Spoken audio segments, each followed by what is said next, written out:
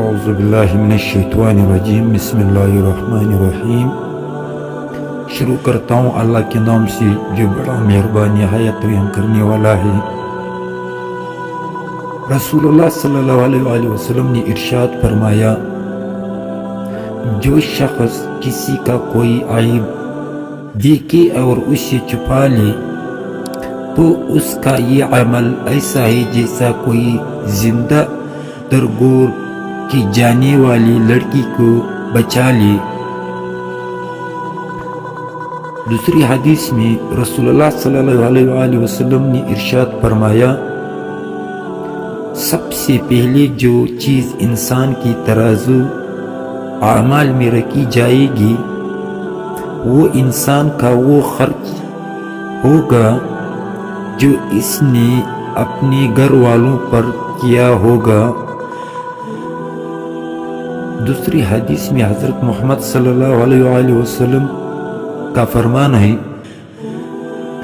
جس نے وضو کرنے سے پہلا کلمہ پڑھ لیا، اللہ تعالیٰ وضو کے ہر قطرے پر ایک فرشتہ کھڑا کر دے گا جو قیامت تک کلمہ پڑھتا رہے گا، جس کا ثواب کلمہ پڑھنے والے کو اور سب کو بتانے والے کو قیامت تک ملتا رہے گا۔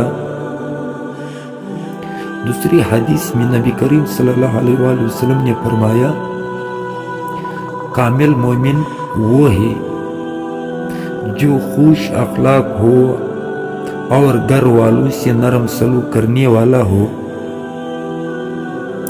دوسری حدیث میں حضرت محمد صلی اللہ علیہ وآلہ وسلم نے فرمایا، بد نصیب ہے وہ شخص جو والدین کی خدمت کر کے ان کی دعا نہیں لیتا اور لوگوں سے کہتا پھرتا ہے میرے لیے دعا کرنا۔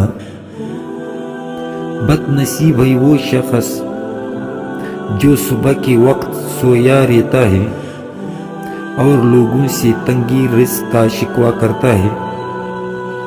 بد نصیب ہے وہ شخص جو نماز عشاء نہیں پڑھتا اور دعاؤں میں پرسکون نیند تلاش کرتا ہے۔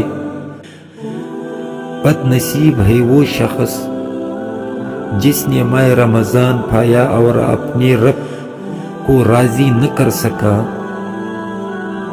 دوسری حدیث میں آپ صلی اللہ علیہ وسلم کا فرمان ہے، جس نے میری ایک حدیث سنی اور دوسروں تک پہنچائی، قیامت کے روز اس کے لیے میری شفاعت واجب ہوگی۔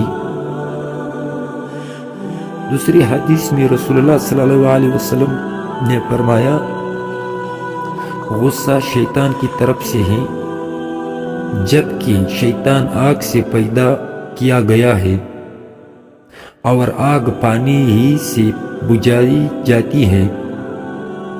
جب تم میں سے کسی کو غصہ آئے تو وہ وضو کرے